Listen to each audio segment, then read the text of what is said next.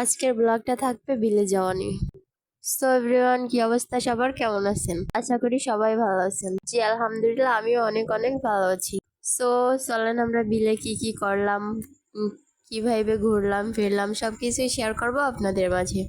আশা করি ভিডিওটা স্কিপ না করে সম্পূর্ণ দেখবেন। আর ভিডিওটা ভালো লাগলে ফলো দিয়ে পাশে থাকবেন। আজকের ব্লগটা ছিল শাক তোলা নিয়ে।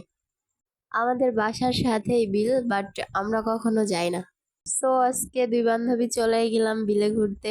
আমি তো ব্লগ বানাইতেছিলাম আর সে শাক তুলতেছিল।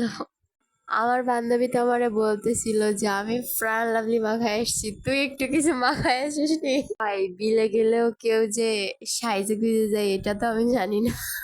আমি ঘুমছিলাম, ও এসে আমারে ডাক দিল, আমি এর ভিতর দৌড় দিছি ওর পাশ পাশ। আমার অবস্থা তো দেখতেই পারতেছেন, কি একটা অবস্থা আমার। আমাদের ধানের জমি, এটা দেখতেই পারতেছেন আপনারা। জায়গাগুলো অনেক সুন্দর। আজকে যেহেতু মেঘ মেঘ হয়েছিল তাই কিছু রিলস বানালাম।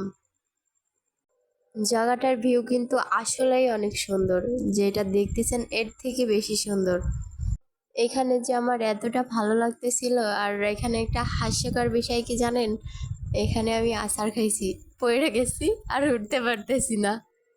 আপনাদের তো সব কিছুই শেয়ার করি আমি কম বেশি। আমি তো সেরকম ব্লগার না, কন্টেন্ট ক্রিয়েটার না, নতুন ব্লগ শুরু করছি। আমার জন্য সবাই দোয়া করবেন। আজকে বিলে যে অনেকটা ভালো লাগছে সেটা বলে বোঝাইতে পারবো না। এখানে যে আমার এতটা ভালো লাগছে এটা আপনাদের বলে বোঝাইতে পারবো না।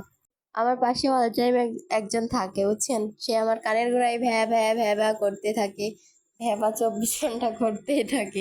আমার কানের কাছে যে ভ্যাবা করতে থাকে সে আমার একমাত্র বান্ধবী রাইসা।